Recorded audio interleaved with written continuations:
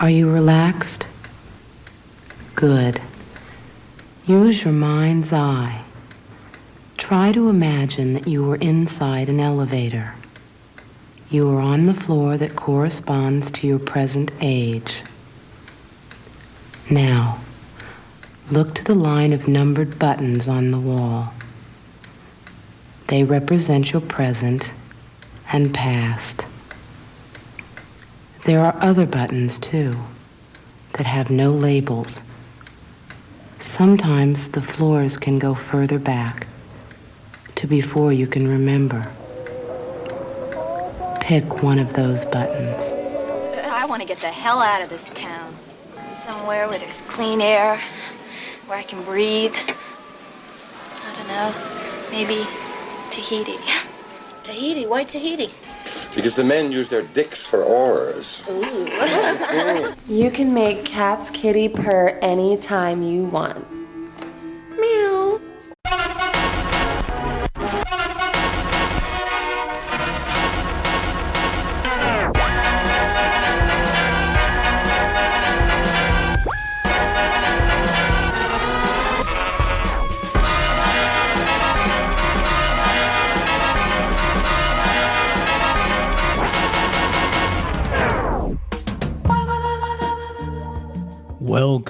Welcome everyone to Doing It with Mike Sachs. We're bringing you a very special episode.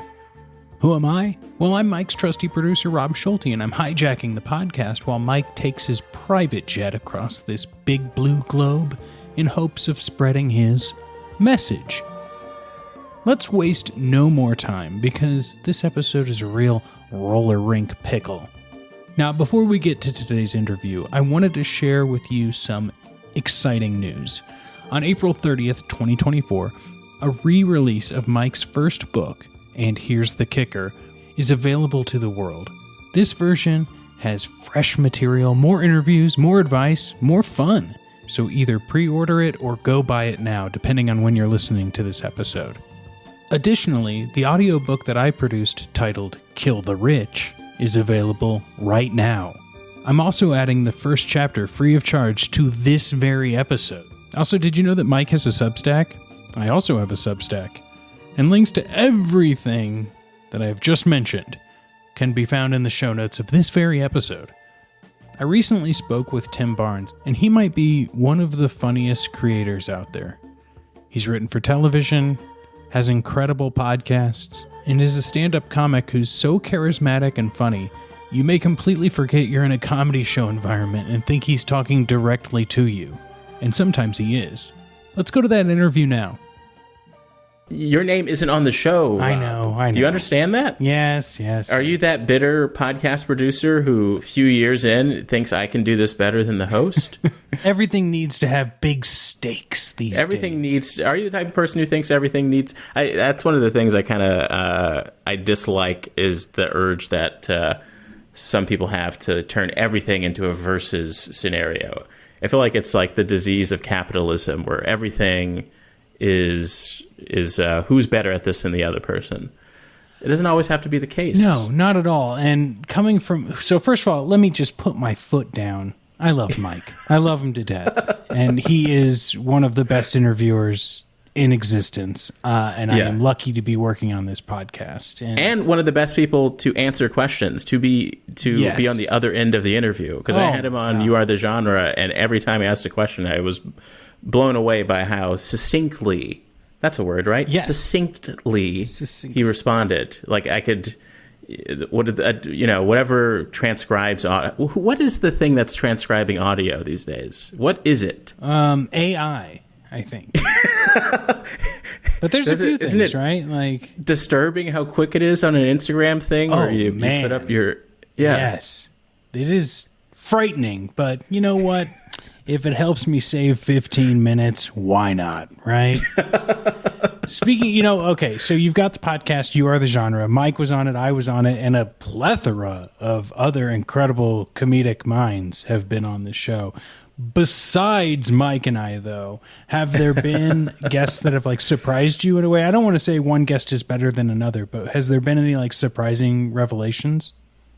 I will say that every single guest has surprised me, and this is a show that started in a frenzy of trying to figure out, like, what am I going to do next? I spent a lot of 2023, one, getting ready to get married, two, trying to figure out truly what my voice is, getting back in touch with my voice, because I had an amazing scenario where I had 3 writing jobs in a row without a gap in between, which is wonderful. Yeah. I get residuals for those. They weren't, straight to streaming. They were Unheard of. Basic cable or like NBC, But in the process, you really lose touch with, why did I get started in this? What is my voice? I spent working on these 3 different shows figuring out someone else's voice.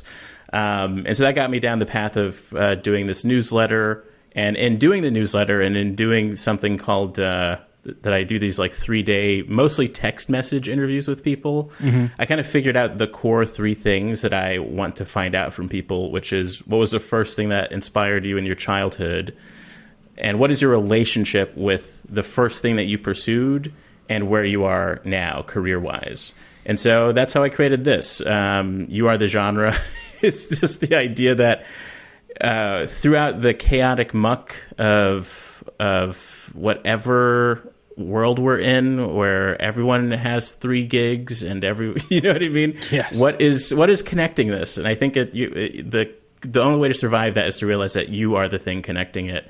As long as you're tapping into the thing that truly motivates you, you're doing well. So I'm trying not to make it a cult. It sounds a little culty, but it's really just that phrase, because that phrase helps me, and I'm trying to, use that phrase to figure out how everyone else is navigating their lives, basically. No, it makes so much sense, and it's a great podcast. It's a great thesis statement for, a podcast that then spirals off into your newsletter, which then also talks about like the other interviews you did, like you said, with the text messages. It's an all around great idea. And one thing from being on the podcast and, not just listening to everyone else's episodes, but specifically to bring it to Mike's episode, since we're on his podcast right now. Mike was listening to my episode. I keep forgetting. Yeah. Yeah, this is Mike's podcast. Yeah.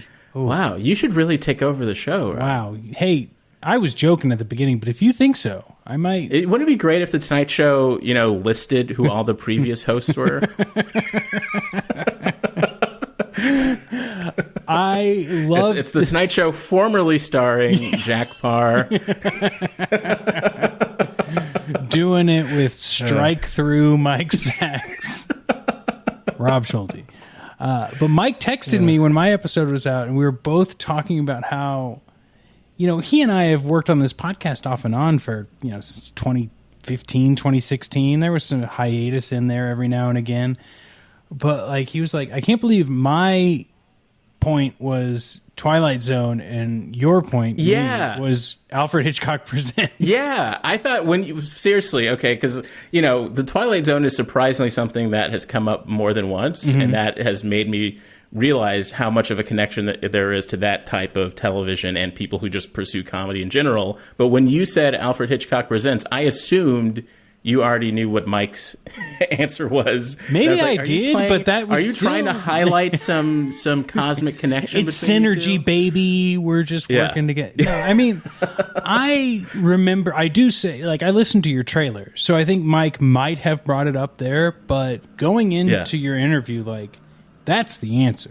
Alfred Hitchcock Presents. You know what I mean? Like, even if that was not Mike's, like, that was such a pivotal thing in my youth, which people can go listen to You Are the Genre, which is linked in the show notes of this podcast, and listen to all the episodes. But yeah, that was a fun connection between me and Mike, but I have to think that, like, you're seeing those connections. You just said it yourself, like, the Twilight Zone has come up many times, but I wonder, like, you're generally falling within the same age group, right? Like, Mike's a little bit older than us. There's been people that are younger than us, but, like, we're kind of all at least in the same media world. And I have to think, like, more than just Twilight Zone, or like these things have come up but am I wrong? No, no. A lot of similarities pop up, and I think specifically for people our age, what are we? Are we elder millennials? I think I definitely am. But you might just be that clean-cut millennial, the one everyone complains about, Tim. You know. Well, like sort of like radio broadcasting is another one that's come up, and I think what's interesting about this age group of like, of course, most of the people I interview are gonna kind of be my age. I just turned 35. We grew up in such a transition point, like a very specific transition point. And I think we're all waking up to kind of realizing why our parents' generation were so shocked all the time about certain advances. You know what I mean? We're having the modern equivalent of that. You're like, I remember when, so that is the fascinating thing, is that I think the secret purpose of the show is kind of tracking those little nuanced things that we forgot about on the path to the now, like the different the different ways that Facebook looked like. I'm fascinated by that because Facebook is such an ugly website that has changed drastically from what it looked like when it first launched. But I don't think anyone has a solid memory of how drastic that is because the site has remained ugly. Yes. Now, I am such in a place where I have run the gamut of like being like, ooh, Facebook, it's the Facebook, and I can put like my class schedule in it. And then, and the wall was just like a notepad that other people could delete. Yeah. And to now, I think I've been off Facebook for almost 3 years now. Like I had originally suspended my account. And then I fully deleted it last year. And I think more and more people our age are doing that sort of thing. But that's neither here nor there. The technology aspect of it is wild because, you're only a few years younger than me, but you probably still remember a time before having like a home computer, let alone a personal computer. Yeah. I remember, when I finally got my own personal laptop, it being so confusing, or I think my parents couldn't fathom what I was doing for hours on my computer. I mean, it wasn't anything. Okay, you're giving this look. It wasn't not a nefarious thing. I was using it the way that I think anybody's ideal concept of sifting through mass information was. I was literally just learning random shit. No, so was I. I mean, there was so much to access, but you didn't even know necessarily what it is. Like, you literally fell down rabbit holes, unlike Google rabbit holes now. But I found it so interesting. I still remember graduating high school, and like everyone was like, "Oh, what gift did your parents give you for graduating high school?" I was like, "Nothing," And then I realized I was going to be going to community college, and I was like, "Dad, people are getting gifts for graduating high school. Is there a way I could get like a laptop or something to take to community college?" And this is 2004, right? And he's like, "Okay, I'll take you to Best Buy." And then he's like, looking at the price. He's like, "I've never heard of anyone getting a high school graduation." Like, starts getting pissed once he sees like the sticker tag. And I was like, "You don't have to do it, but this would be nice to have as I'm like going to higher education." Going off into the world. But it does. It also reminds me, and I don't know if you've seen this, but there was like a video going around recently at the time of this recording. Everyone, millennials are like the one generation, much like technology, that like have a unique connection to cigarettes. To where like interesting, there's a world where you could still smoke in the country kitchen. You could still smoke in certain theaters. There were smoking sections. And then through our age group, it became like cigarettes are evil. We're banning them. No one should smoke. Yeah. It's bad. You're a bad person. You hate yourself, sort of advertising. And now it's like, well, we don't want to smoke a Juul or an e-cig because we also know that that's bad for you. But we might still smoke a cigarette after a night at the club because we just want to feel a little bit naughty, And I have such vague memories of the smoking section in restaurants. Yeah. And it's weird because it was such a sign of adulthood, that I do think in some ways I want to know. I think Gen Z probably doesn't have this want to know what it feels like to smoke in a restaurant because they grew up when this was totally not a thing. Mm-hmm. But having just seen it, having seen, maybe my grandpa chose the smoking section, I want to know what it feels like to smoke in a steakhouse. Yes. And like, it feels like what pairs best with what cigarette too, Like, yeah. Did you choose a cigar when you went to Outback? Or, yeah.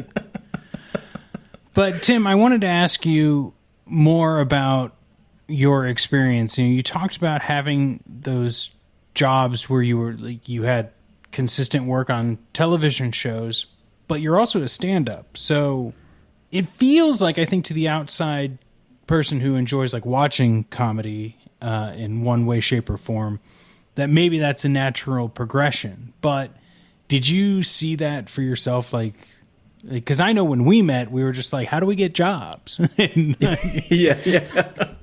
But you had been doing stand-up for quite some time. Is that when you moved to New York and we met, was the idea to get on a TV show writing job? Yeah, I think in many ways the idea was to get on a TV show writing job. But I still had a lot of things just tethered to a system of stand-up that was kind of disintegrating, as many elements of things have been disintegrating lately. My first passion in life, just to turn this into my podcast for a second. Please. Hey, it ain't mine, so let's have it be yours. No, the first thing I wanted to do was to be a filmmaker, because I loved science fiction.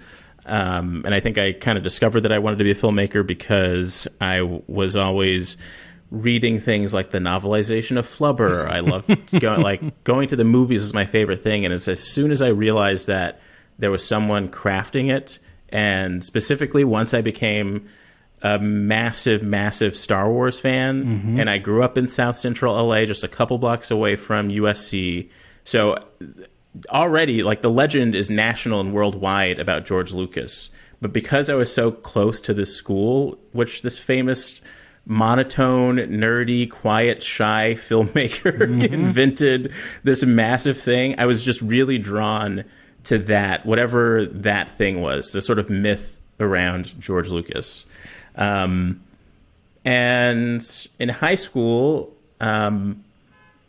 I started to slowly get this interest in comedy, and I kind of ended up in this ragtag group of friends who just loved making each other laugh and just like gathering around the school before school started. And I can't explain it, but it really was just like this core dream scenario of making people laugh. And I still think a lot of those friends in high school are just some of the funniest people I've ever known. And in every part of my life since, I'm trying to recreate that, basically, because I know what it feels like when you're just riffing in a very genuine way and you're one-upping each other, but you're kind of creating this collective vision. And so that's, something that I later was like, I got to feel that writing for certain TV shows. But yeah, stand-up became just this vague interest of mine. I think because I started to get into, filmmakers who started off as stand-ups, for instance. And I took some film classes at Santa Barbara City College. That's where I went after high school because they had a good film program. And then I kind of fizzled out of that. And then I started working at this movie theater. I moved back with my parents and started working at this movie theater.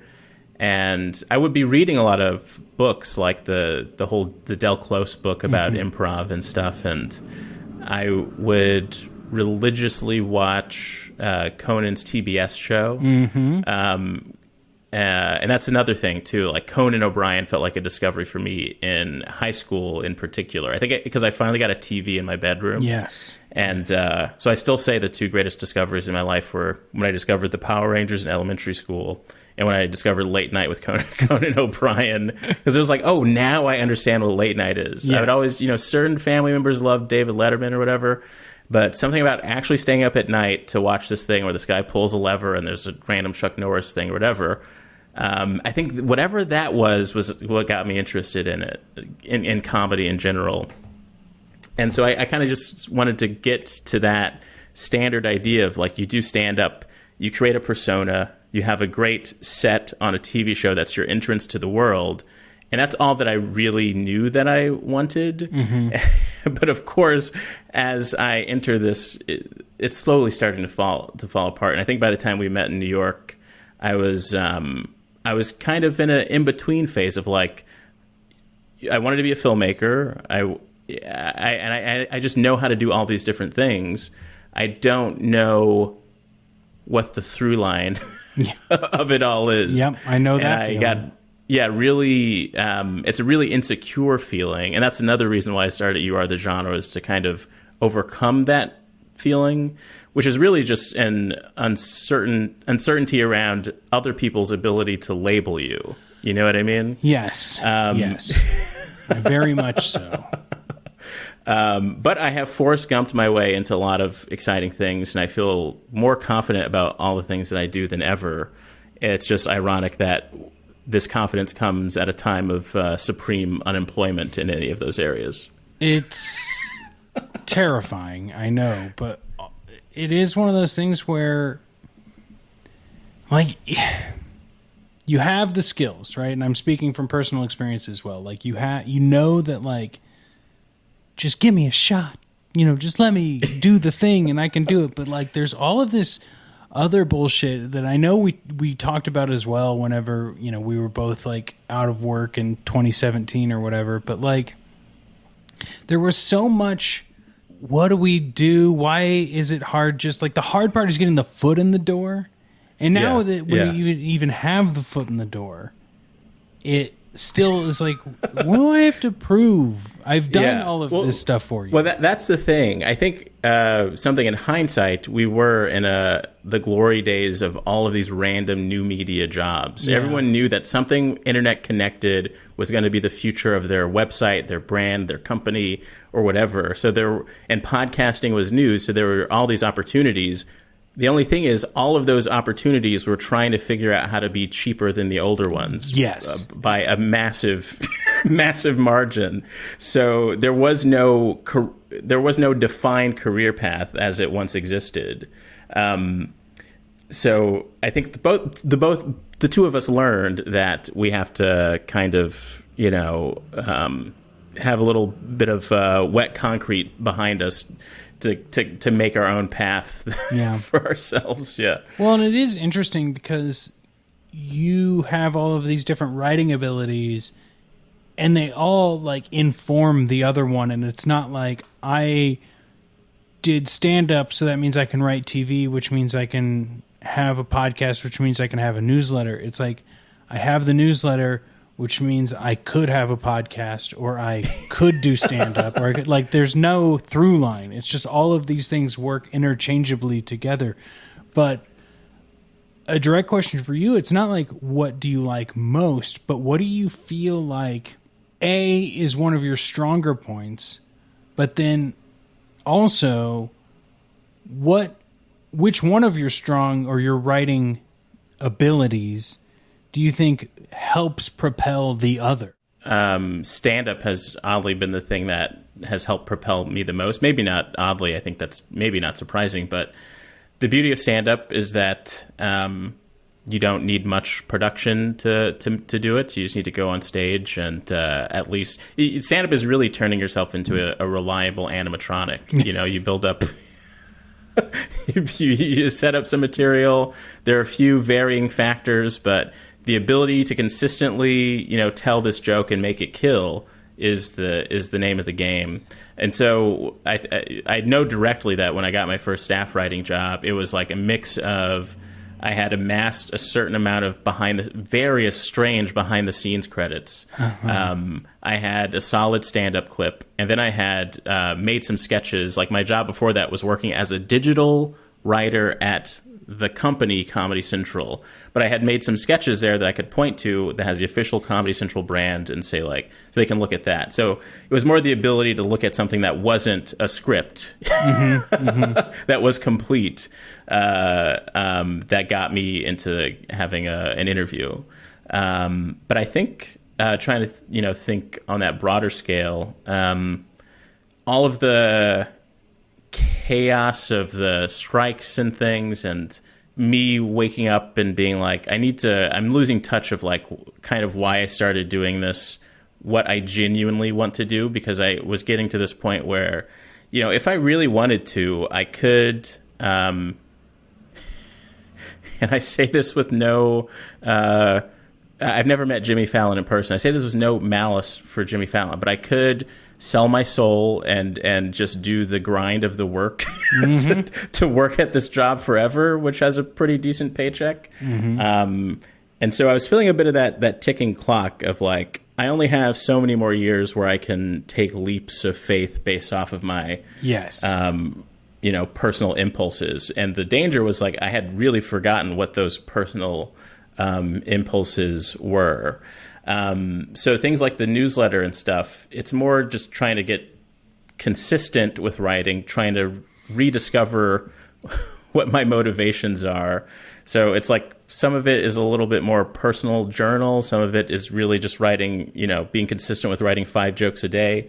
And all with this sort of community aspect of hopefully welcoming people in to be like, if you're as confused as I am about what is happening in the world, and how you can possibly, like, what is a career when careers aren't a thing, you know what I mean?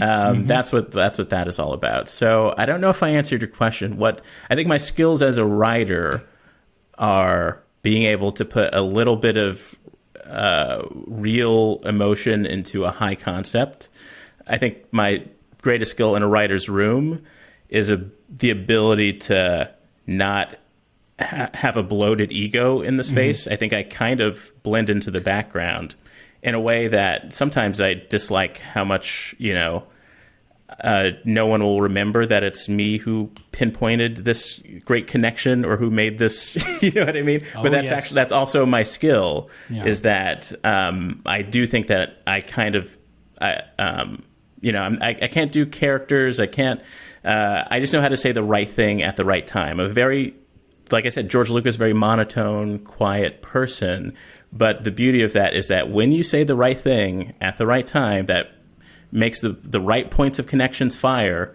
I'm good at that thing, whatever that is. I totally get you. But also like knowing where your strengths are, because I am not good at stand-up. Did I try stand-up? Yes.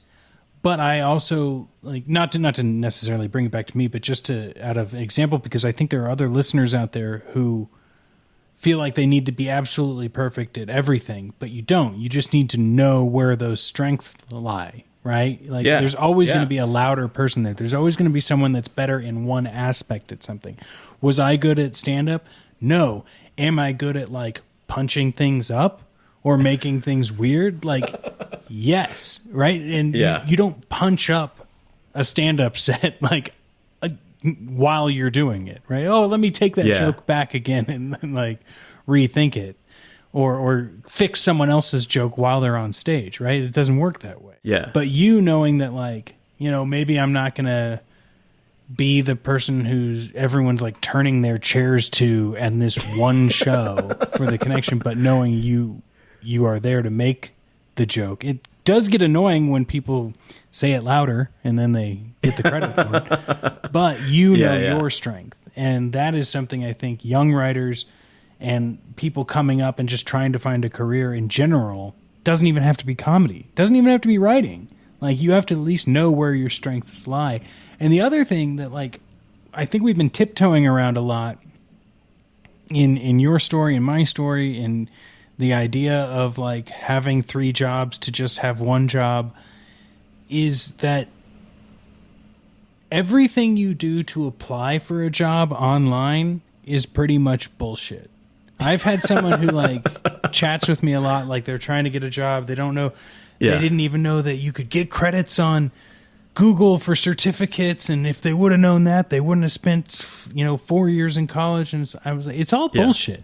Like, yes, it's good to have on your LinkedIn page or whatever, but like, Mike said this to me: if you want to be in podcasting and you want to get a job at like Gimlet or whatever at the time, they're not going to hire you if they don't know you. There's this insane networking game that like is such a delicate balance of being a good person, but also being able to put yourself out there. And I think you're really good at being able to do both of those things. Like, you're not afraid to ask the questions, ask the guests, ask what you can do to help with something. You know, you did a stand-up show with Z-Way. We ran a show together for at the Bell House with like Roy Wood Jr. and Robin Thede. Like, I say we. It was your show. I was just helping with logistics. You were a big part of it. Like, I truly, Rob, when I got to New York, I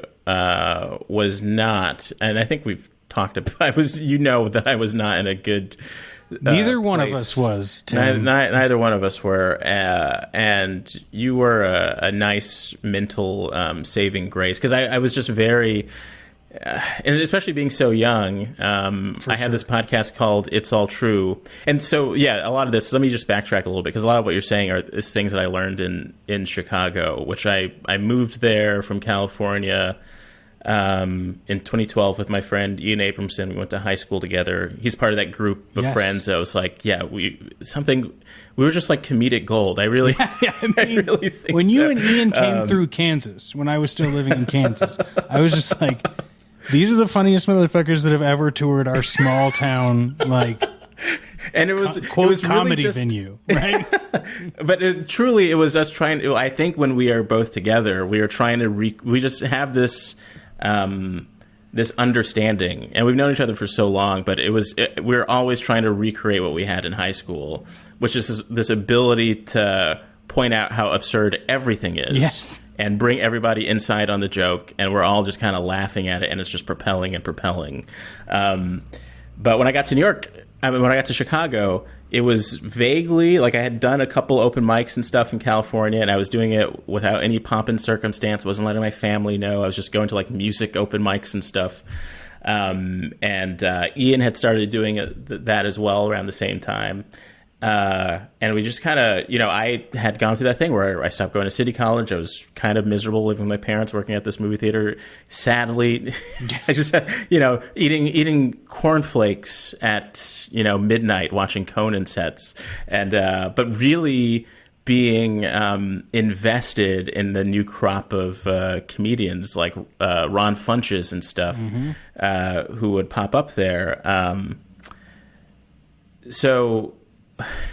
we hatched this plan to move to Chicago, and I had saved up probably a little less than $2,000, and I didn't have any direct job prospects. And we hopped on a plane. We both found places to live,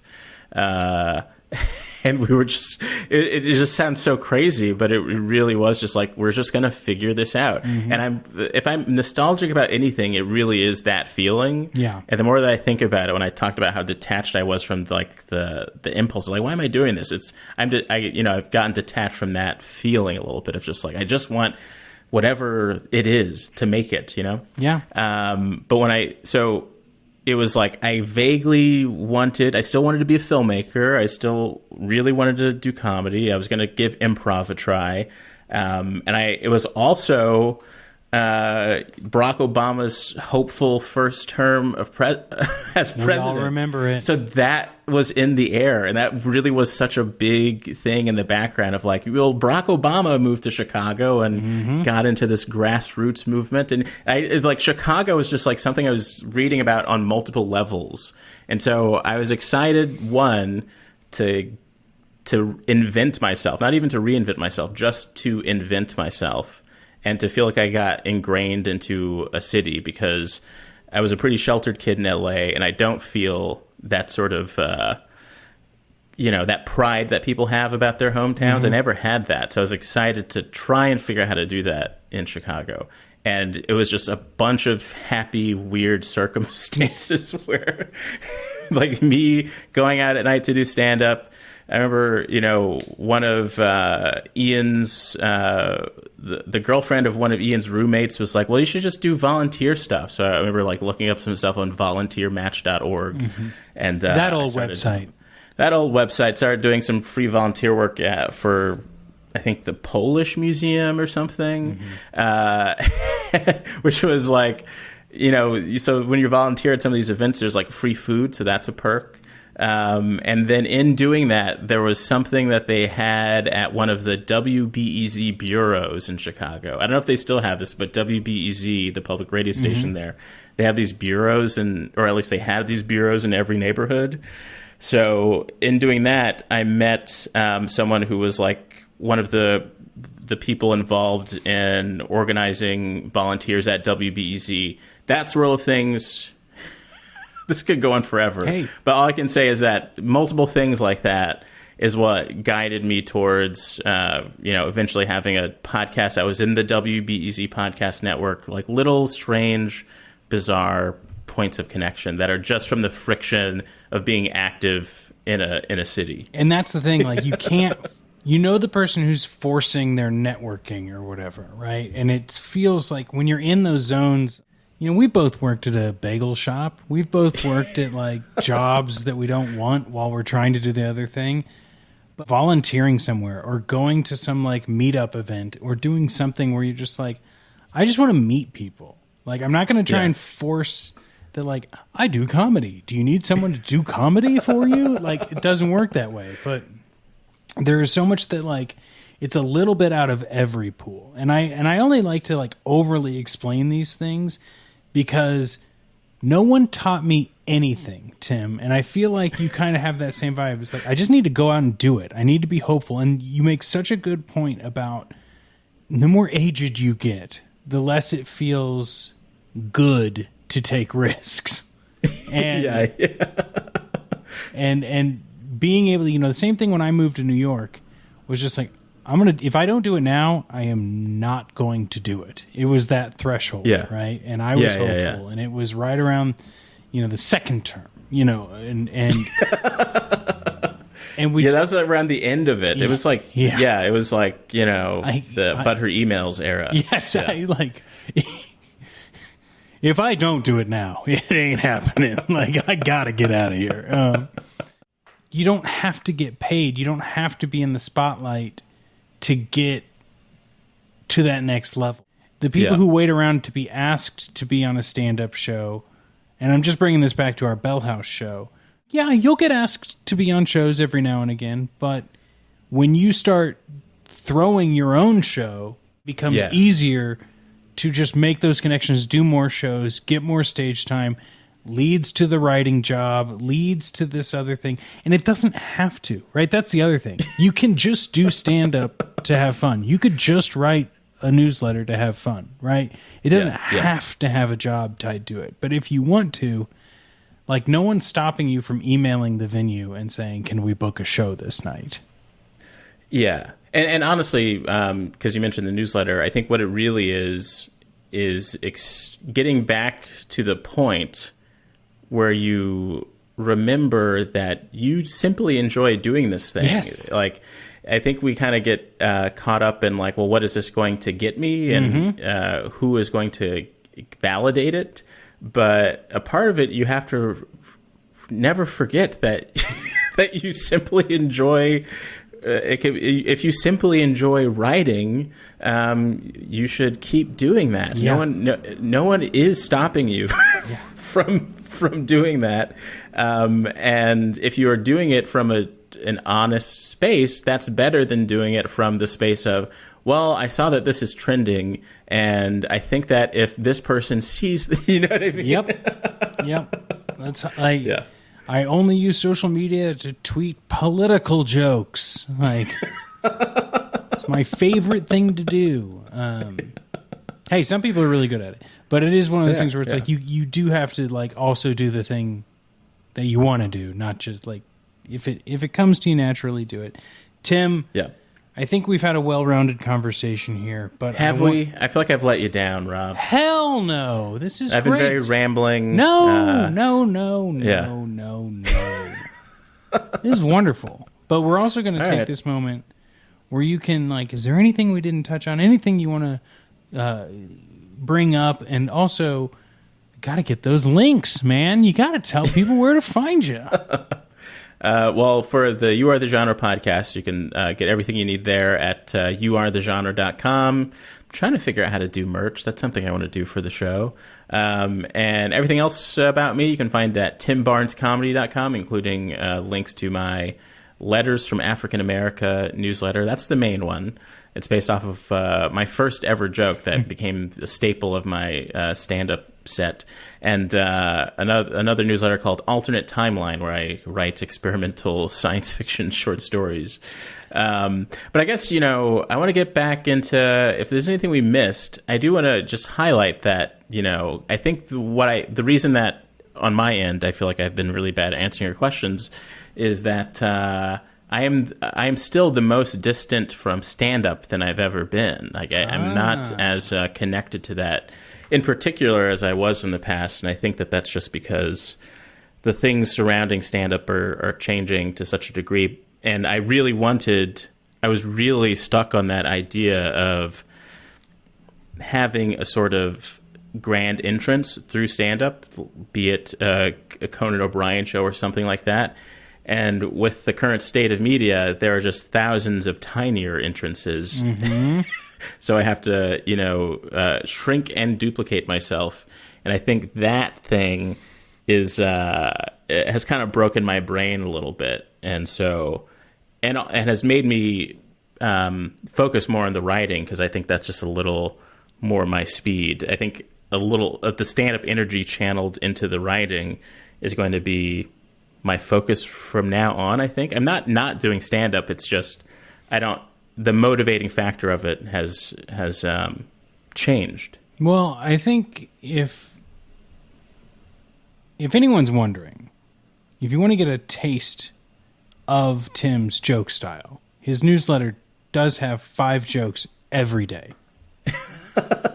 So the writing is there. The writing is on the screen, as they say.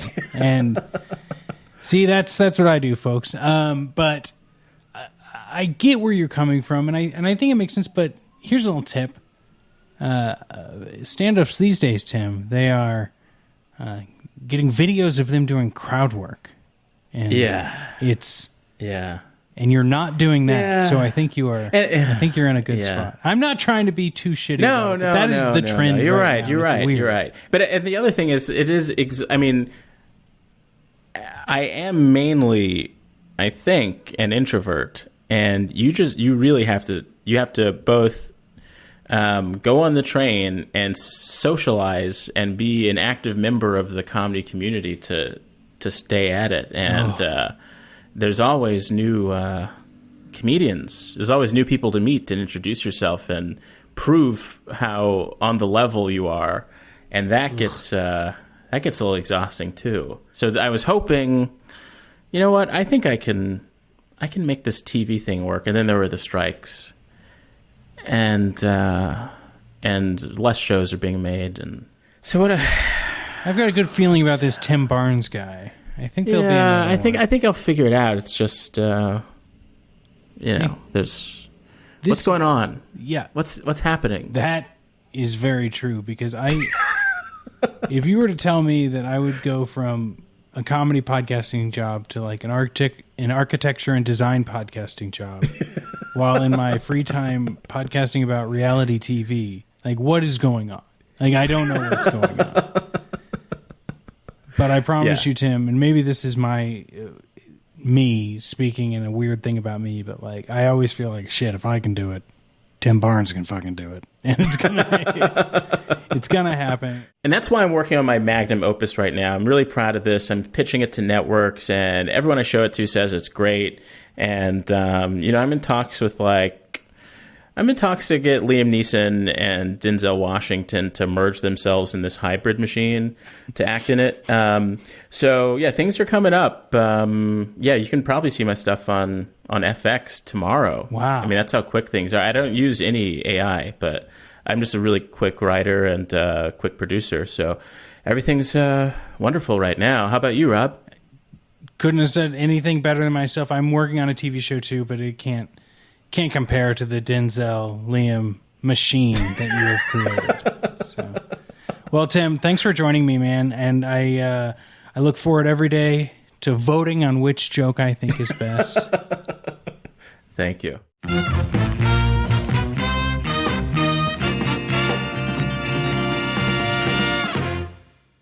Kill the Rich was written by Jack Allison and Kate Shapiro. It's a political satire thriller where we follow a government official, an exiled influencer, and a burned-out delivery driver living through a culture-obsessed presidency that signs the policy to kill the rich.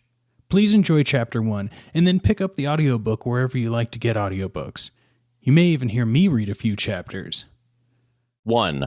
The age of disorder is likely upon us. In the years ahead, simply extrapolating past trends could be the biggest mistake you make. Jim Reed, Deutsche Bank. June 18th, 2038, Washington, D.C. Jay Batata felt good. A blonde lobbyist twink lay in the bed with his vape still halfway in his mouth. D.C. was sometimes magical in that it was not Arlington, Texas, Jay's hometown, where the typical grinder gay was a pudgy, pale torso of a man you later found out was a pastor who said the N-word when he came. People here may be bad on the inside, but at least they look good on the outside. His phone buzzed. CNNBC alert.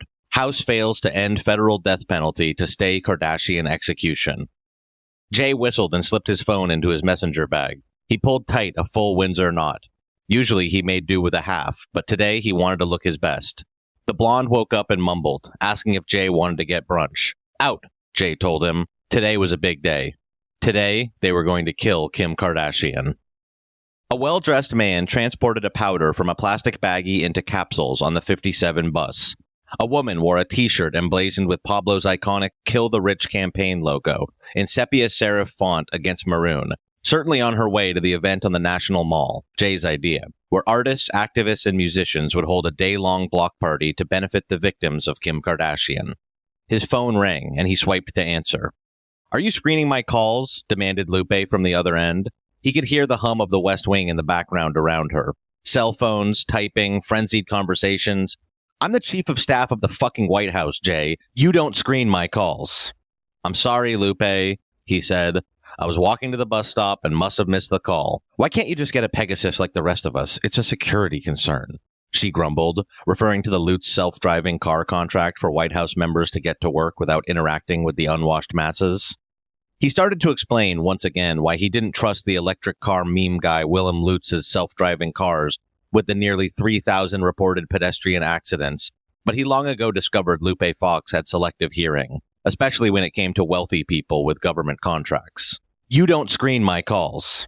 As a young man in the 2020s, Jay thought Representative Lupe Fox's TikTok Senate explainers were going to change the world. He felt a parasocial kinship with her, as a homeless orphan living out of his car. Her journey from a waitress at the spaghetti warehouse to Congress to the Senate gave him hope, a rare commodity in the 21st century. When he joined Pablo's campaign, he found that most of that persona he admired so much was written by a consulting firm, and that she had only worked as a waitress for a month during a summer break from Brown. She endorsed Pablo when it was clear he was going to win, and joined his campaign, promising him she'd be a bridge to Congress, an insider on his side. The jury was still out on that one, Jay thought. In the background, he heard Pablo say, "Is he at home? Tell him to grab me a breakfast sandwich from the cart." Lupe dutifully relayed the message. "POTUS wants a breakfast sandwich." "Hot sauce?" Jay asked. "Extra," Pablo added as the bus pulled up. Lupe was about to ask for another confirmation when Jay apologized and hung up. Lupe needed triplicate confirmation for everything. The power dynamics of DC often cast a dissociative pall over Jay. Was he doing something wrong? Was she trying to tell him something in the repeating of a breakfast order? Someone pulled the cord, and as the bus pulled to a stop outside the White House, a woman in an ill-fitting Ann Taylor suit, zipper just barely fitting over her middle-aged paunch, stepped in his way. The woman roared his name and shoved a glossy photograph into his hand. Jay squinted at a photograph of Kim Kardashian's children, teenagers and young adults now, all on the red carpet together in exorbitantly expensive outfits for their television show, Kim's Brood. Even her children were products. Look at them. You're making them orphans, she said, though the fathers were all alive and well. She sprayed something in his face and mouth, stinging his eyes. At first he thought it was pepper spray, but then when the pain didn't come, but instead the smell of lilacs and polyester thongs, he thought, Kim Kardashian body mist. Smell her. Remember her, she said, then let him pass. Don't mind her, the girl in the Kill the Rich t-shirt said. You're a hero, she said, patting his arm. He smiled at her. Off the bus, he wiped the perfume from his face and watched his attacker join a modest group of pro-Kim protesters gathering near the Washington Monument, the perennially under construction penis in the sky. A small but loud group of women decried the attack on Kim as an attack on women, saying that plenty of men destroyed the environment without being executed, even though just last year they had executed the last remaining beyond geriatric Koch brother. It just got low ratings. And that Kim's treatment was sexist and inhumane. It was amazing, Jay thought, how people gathered together to support people they had never met, people who actively hated them, and just let the people in their own life burn. He knew this firsthand. His own mother had burned on account of a rich person, his father, who left them with nothing to start a new white family and pharma startup in Phoenix's burgeoning tech alley. His mother never truly recovered from that. More to the point, she never recovered from the cancer that Jay's father refused to contribute money to treat. On the sidewalk, so close to the White House as to be brazen, there was a long line of homeless people waiting at a table with signage that read, "Free bus to Lutztown." More hopeless people, lining up for a chance to burn on account of another rich person. Jay shook it off. He looked at the picture of Kim's family. In Jay's experience, being an orphan was preferable to a world full of people like Kim Kardashian and his father. He balled it up, threw it in a trash can, and walked toward the White House. These Beltway fuckers want a world that doesn't exist anymore, President Pablo Lopez said, pacing the perimeter of the Oval. He picked up a small statue of a horse and examined it. What even is this? Why is the Oval Office filled with all this dumb knick-knack tchotchke shit? I'm the leader of the free world. Why does my office feel like a fucking Bennigan's? He firmly pressed the strange small horse back onto its obscene ivory pedestal. You know why it doesn't exist? Because they killed it. I didn't kill it. I'm trying to fucking save it. But these people, these fucking people, they go on TV and they call me difficult. All smiles to my face, and then these Democratic Republican fucks go on CNNBC and call me Stalin. It's disgusting. They say they love the American people and then pass bills to put them in fucking bankruptcy. I just can't. Where the fuck is Jay?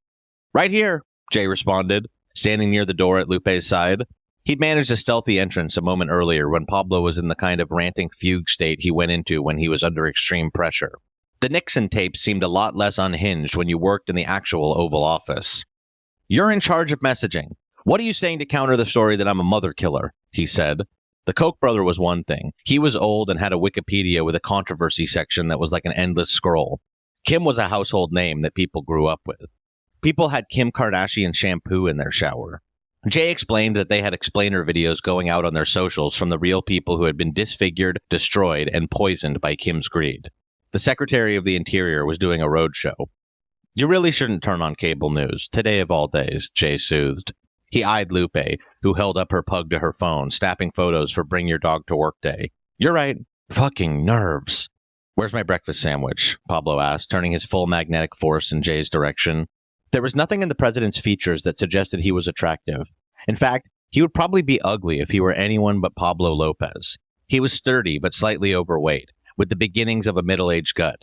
His hair was wild and unkempt, which forced him to constantly sweep it away from his eyes. Magnus Farrell had made a meal of that tick on Saturday Night Live. He was starting to gray around the temples and inflex in his full mustache. His eyes were small and dark, and too far apart, and his lips were too small.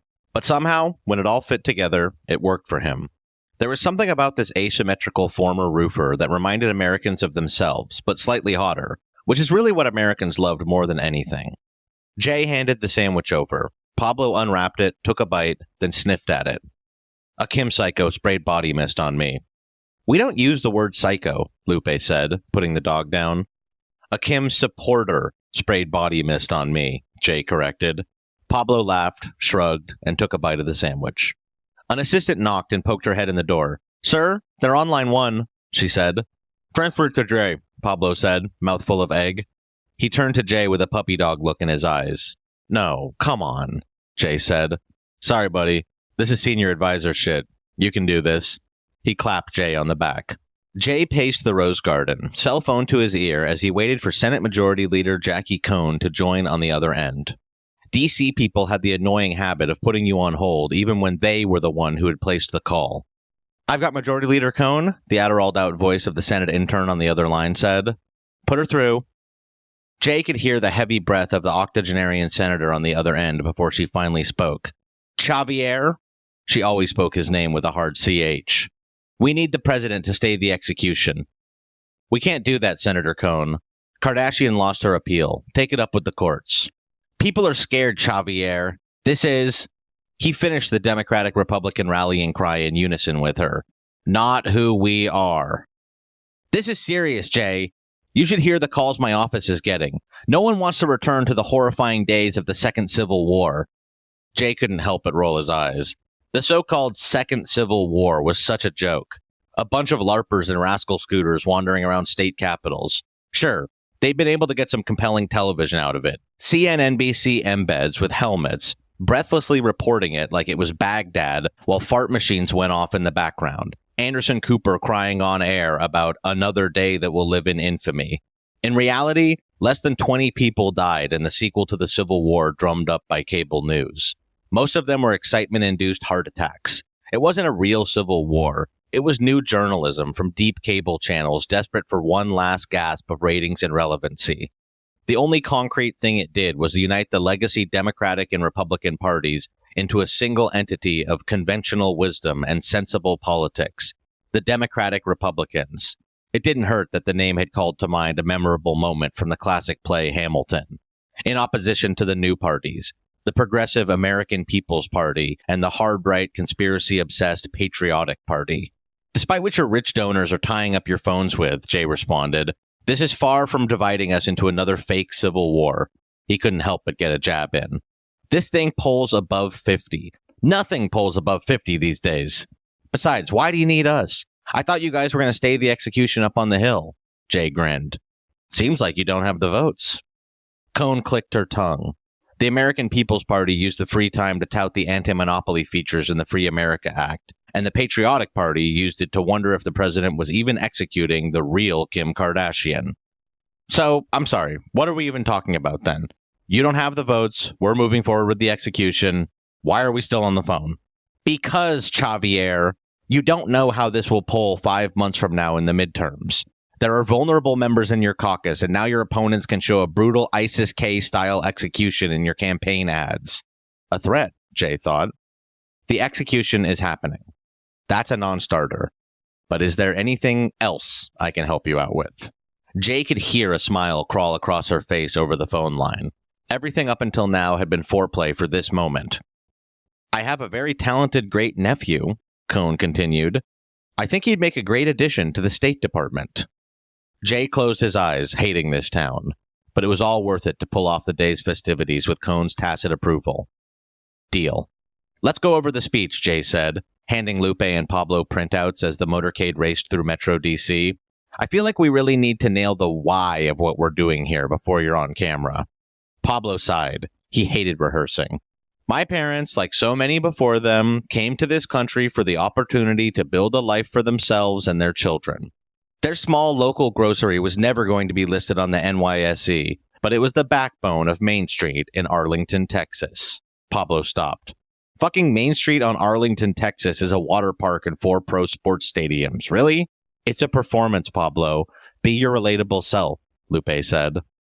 Pablo grumbled, then continued.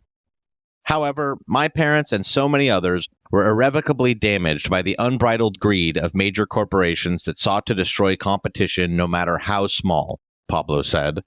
This Jay knew to be true. Pablo's father's small grocery store was bankrupted by a 24-hour Walmart undercutting his prices. Pablo's family had to close the business and get jobs in ride-sharing to put food on the table, a table Jay often sat at. Now, my political rivals and the corporate media mouthpieces on CNNBC and Fox News will try to paint this as an assault on successful people. But they know, we know, that Kim Kardashian is not an innocent woman, he read. Jay was convinced that the thing that won Pablo the presidency, with only a third of the vote in a crowded election, but still, was the way he spoke. He illustrated his points with animated hand gestures. He seemed like your best friend, your cool uncle, someone who you could really, actually, have a beer with. Not like the Ivy League clones they'd said that about before who'd wince at the first sip and count every carb. She would have gotten away with it all if it weren't for one brave whistleblower. We all owe a great debt of gratitude to Miss Kardashian's former personal assistant, Pablo said, then paused. Do we remember her name? He asked. Lupe scrolled through her iPad, then said, Sasha Ivanov. Is she going to be there? She's bad on TV, Lupe said. Almost fucked up the entire case on the stand. I can show it to you on YouTube if you want. She started to pull up the video on her tablet, but Pablo shook his head. He raced through the rest of the speech and then sat, eyes still closed, considering the words. Good. It's good. I think it's good, he said finally. Lupe nodded along. But let's cut the part about directing the DOJ to go aggressive on the Free America Act. I don't want to get called a flip-flopper if we don't do another one of these. Good call, Lupe said. Her office had developed an exhaustive report on how Kim Kardashian's execution was enough for the midterms. Sure, it polled well, but how much death was too much death? Pablo was more and more often deferring to her and her pollsters and social listeners on policy, even though, in Jay's opinion, high-paid pollsters and social listeners who lived on Twitter were what forced the country toward public executions on C-SPAN in the first place. Jay opened a presentation he had saved on his tablet. On that subject, he said, sidling up next to Pablo, I've been wanting to talk to you about Willem Lutz. Did you know this motherfucker has got people working his land unpaid like he's some kind of feudal lord? Jay, with all due respect, interrupted Lupe, can we get through with today before we move on to your next target, a climate warrior at that? Lupe, with all due respect, Jay retorted, handing Pablo the tablet. Have you seen this tweet? At Willem Lutz. I challenge President Lopez to single combat for the life of Kim Kardashian. If this is a guillotine world, I propose guillotine rules. The motherfucker challenged the president to a fucking fist fight. The president had to respond to an overt threat of harm to his person. The guy is a fucking edgelord, always has been, Lupe said. It's harmless. I'm with Lupe, Pablo said. I don't have the bandwidth for this right now. Pablo caught the quick flash of hurt across Jay's face and added, let's see how today goes, and then we'll talk about this. I promise. They sat in silence for the remainder of the ride, as Pablo went through the speech again, making small tweaks. When you travel with the president, you always end up in some kind of embarrassing little parade. A gaggle of reporters and photographers followed closely behind the two of them, asking questions and snapping pictures. The procession came to an end as they reached their destination. A barred door buzzed and then slid aside, and Pablo stepped into the holding area. Before him, behind another set of bars, sat reality show star, entrepreneur, and mass manslaughterer Kim Kardashian. Jay noted that it seemed she had aged decades overnight. The 57-year-old media mogul who had managed to look 25 her entire life now looked old. She'd gained weight from the prison food. Without access to Botox, her face sagged. She had bags under her eyes. Her face was expressionless. Her implants looked strange in the orange jumpsuit, mutated and hard. She sat, lumpy, with a bag of McDonald's breakfast at her side, presumably her final meal request. She looked different, almost like a normal person. But she wasn't. Jay knew that. She stood for everything that held Americans back for 30 years. Tax loopholes, environmental disasters, monopolies, crushing dissenters. She was a part of the reason Kill the Rich became a rallying cry in the first place. A symbol graffitied on buildings and flown on flags.